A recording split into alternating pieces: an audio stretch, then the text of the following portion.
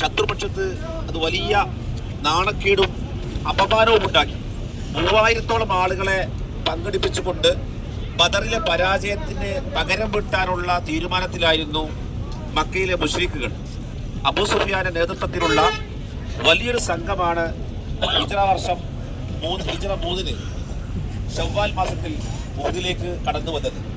പ്രവാചകൻ സല്ലല്ലാഹു അലൈഹി വസല്ലമ ശത്രുക്കളുടെ ഈ പടനീക്കം അറിയുകയും ബദറിലെ കണക്ക് ചോദിക്കാൻ ഉഹദിലേക്ക് അവർ വരുന്നുണ്ട് എന്ന് പ്രവാചകന് വിവരം ലഭിച്ചപ്പോൾ റസൂലുള്ളാഹി ആദ്യം ചെയ്തത് സ്വഹാബിമാരെ കൂടി ഒരു യോഗം ചേർന്നു, ഒരു മുശാവറ കൂടി.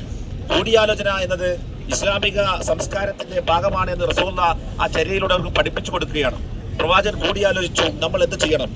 മദീനയുടെ പുറത്തു പോയി അവരെ പ്രതിരോധിക്കണോ, അതല്ല അവർ മദീനയിൽ വന്നാൽ ഇങ്ങോട്ട് ആക്രമിക്കാൻ വന്നാൽ അപ്പോഴാണോ യുദ്ധം ചെയ്യേണ്ടത്? 2 ചോയ്സാണുള്ളത്. റസൂലുള്ളാഹി സ്വല്ലല്ലാഹു അലൈഹി വസല്ലമയോട് അധിക സഹാബിമാർ പറഞ്ഞു, പ്രവാചകരെ, നമ്മൾ മദീനയ്ക്ക് പുറത്തു പോവേണ്ടതില്ല. അവർ മദീനയുടെ ഉള്ളിലേക്ക് വന്നാൽ നമുക്ക് അവരെ പ്രതിരോധിക്കാം, ആക്രമിക്കാം. എന്നാൽ ബദറിൽ പങ്കെടുക്കാൻ ചാൻസ് കിട്ടാത്ത കുറെ ആളുകൾ സഹാബിമാരുടെ കൂട്ടത്തിൽ ഉണ്ടായിരുന്നു, ചെറുപ്പക്കാരായ ആൾക്കാരുണ്ടായിരുന്നു. അവർക്ക് എന്തായാലും മദീനയുടെ പുറത്തു പോയി ശത്രുക്കളെ നേരിടണമെന്ന ഒരു ആലോചനയും ആഗ്രഹവുമായിരുന്നുണ്ടായിരുന്നത്. അവസാനം റസൂലുള്ളാഹി ആ ചെറുപ്പക്കാരുടെ തീരുമാനം, ആ ആഗ്രഹത്തിനനുസരിച്ച്, നിർദ്ദേശത്തിനനുസരിച്ച് മദീനയുടെ പുറത്തു പോയി. ഉഹദ് മദീനയുടെ പുറത്താണ്. അപ്പോൾ ഉഹദിലേക്ക് പോയി അവരെ നേരിടാൻ തീരുമാനിച്ചു. അങ്ങനെയാണ് 3000-ഓളം നബിയുടെ കൂടെ അത്രയും ആളുകൾ മദീനയിൽ നിന്ന് പുറപ്പെട്ടു. 1000-ലധികം ആളുകളാണ് മദീനയിൽ നിന്ന് ഉഹദിലേക്ക് പുറപ്പെട്ടത്. ശത്രുക്കൾ 3000-ഓളം ആളുകളാണ്. ഈ 1000-ൽ നിന്ന് 300 ആളുകൾ വഴിക്ക് വെച്ച് പിന്തിരിഞ്ഞു. അതിന് മുനാഫിക്കുകളുടെ നേതാവായിരുന്ന, മുസ്ലിങ്ങളെ കൂടെയാണെന്ന് അഭിനയിച്ചു നടന്നിരുന്ന, ഈമാൻ ഉറക്കാത്ത കപടവിശ്വാസികൾ, ആ കപടവിശ്വാസികളുടെ നേതാവ് അബ്ദുല്ലാഹ് ഇബ്നു ഉബയ്യ്, ഈ ഉബയ്യിന്റെ നേതൃത്വത്തിലുള്ള സംഘം യുദ്ധത്തിന് പുറപ്പെട്ട് നബിയുടെ കൂടെ പുറപ്പെട്ടതിന് ശേഷം പിന്തിരിഞ്ഞു.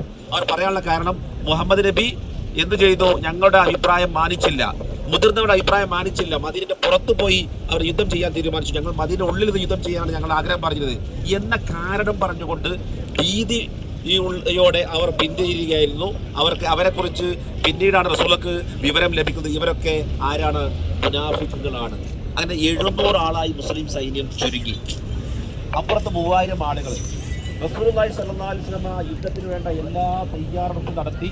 റസൂലുള്ളാഹി കണ്ട പ്ലാന് ഈ ഉഹദ് താഴ്വരയിൽ നിലയുറപ്പിക്കുക. ആ ഭാഗത്ത് നിന്ന് ആ വലിയ മലയുടെ പിറകിലൂടെ ശത്രുക്കൾ വരാൻ സാധ്യതയില്ല. അപ്പോൾ ഈ ഭാഗത്ത് നിൽക്കുകയും ഈ കാണുന്ന ജബൽ റുമാത്ത്, ഇതിന് പേര് പറയും ജബൽ റുമാത്ത്, അമ്പെയ്ത്തുകാരെ നബി നിർത്തിയ മലയാണിത്. റുമാത്ത്, അമ്പെയ്ത്തുകാർ. ഇതൊരു വലിയ കുന്നായിരുന്നു. ഇത് പിന്നീട് കുറേ ആളുകൾ ഇതിൽ നിന്ന് മണ്ണൊക്കെ വാരിക്കൊണ്ടുപോയി. അതേപോലെ ശക്തമായ മഴയത്തൊക്കെ ഇത് കുറച്ച് മണ്ണൊക്കെ ഒലിച്ചു പോയി ചെറിയ കുന്നായി മാറിയതാണ്. ഈ ജബൽ റുമാത്തിൽ ഏറ്റവും എക്സ്പേർട്ടായ, അമ്പെയ്ത്തിൽ വിദഗ്ധരായ 50 ആളുകളാണ് അബ്ദുല്ലാഹ് ഇബ്നു ജുബൈർ റളിയല്ലാഹുവിന്റെ നേതൃത്വത്തിലുള്ള ഒരു സംഘത്തെ നബിയോട് പോസ്റ്റ് ചെയ്തു. അവരുടെ ഡ്യൂട്ടി എന്താണ്? നിങ്ങൾ എന്തായാലും എന്റെ നിർദ്ദേശം കിട്ടുന്നത് വരെ ഈ മലയിൽ നിങ്ങൾ താഴെ ഇറങ്ങരുത്. കാരണം പിൻഭാഗത്തുകൂടെ ശത്രുക്കൾ ഇരച്ചു വരാതിരിക്കാനുള്ള ഒരു സേഫ്റ്റിക്ക് വേണ്ടി, സുരക്ഷയ്ക്ക് വേണ്ടി, യുദ്ധതന്ത്രത്തിന് വേണ്ടിയാണ് മുത്ത് റസൂലുള്ളാഹി ഈ ജബൽ റുമാത്തിൽ 50 ആളെ പോസ്റ്റ് ചെയ്തത്. ബാക്കിയുള്ള നബിയും സംഘവും ഈ താഴ്ഭാഗത്ത് നിന്നും യുദ്ധത്തിന്റെ ആരവം മുഴങ്ങി. അബൂ സുഫിയാന്റെ നേതൃത്വത്തിലുള്ള സംഘം വന്നു. അവരുടെ കൂടെ ഒട്ടുമിക്ക നേതാക്കളും കുടുംബാംഗങ്ങളും എല്ലാവരുമുണ്ട്. ഈ യുദ്ധത്തിൽ മുസ്ലിങ്ങളെ തറ പറ്റിക്കണം എന്ന് തന്നെയാണ് അവരുടെ ആഗ്രഹമുണ്ടായിരുന്നത്. യുദ്ധം തുടങ്ങി. റസൂലുള്ളാഹി സ്വല്ലല്ലാഹു അലൈഹി വസല്ലമ മുസ്ലിം സൈന്യത്തിന് എല്ലാവിധ ആവേശവും വിതറിക്കൊണ്ട്, നിർദ്ദേശങ്ങൾ നൽകിക്കൊണ്ട് മുന്നോട്ട് നീങ്ങി. അബൂബക്കർ സിദ്ദീഖ്